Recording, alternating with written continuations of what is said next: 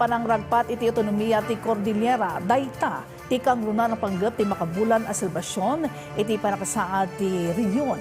Dagiti aktibidad ang mabalin a pasetan ti publiko may patumpal iti probinsya ti Benguet. Ada report ni Christine Bornolla-Sabaway.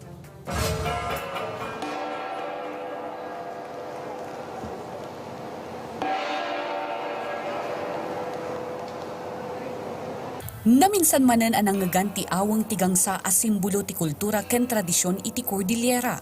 Iti kick-off ceremony iti may katalupulukot siya maselebrasyon. Iti pa nakaisaad ti Cordillera kas may sa rehiyon iti Amyanan a Luzon.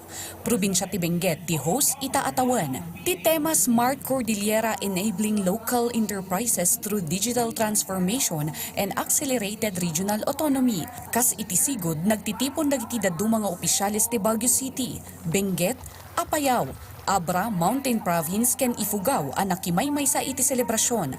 Iti programa nang ipaay iti mensahe ni Apayao Governor ken Regional Development Council Chairperson Elias Bulut Jr. nga imbasa ti representante na.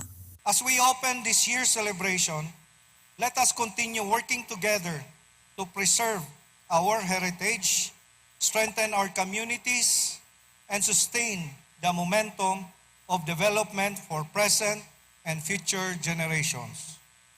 Let us continue to amplify our clamor for regional autonomy.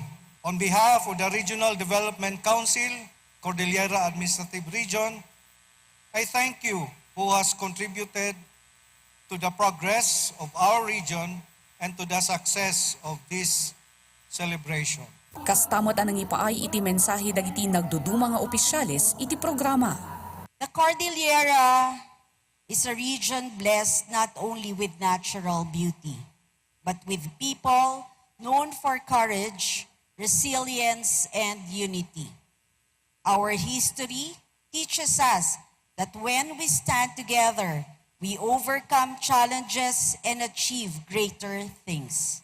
The true fulfillment of our history is regional autonomy.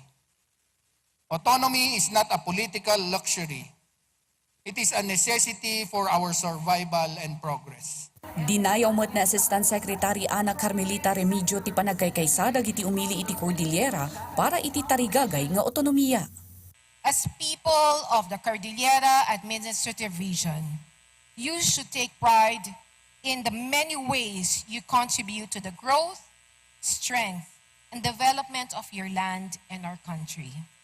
It is my hope that all of these will inspire your every endeavor, especially those that help improve the lives of your fellow Cordillerans.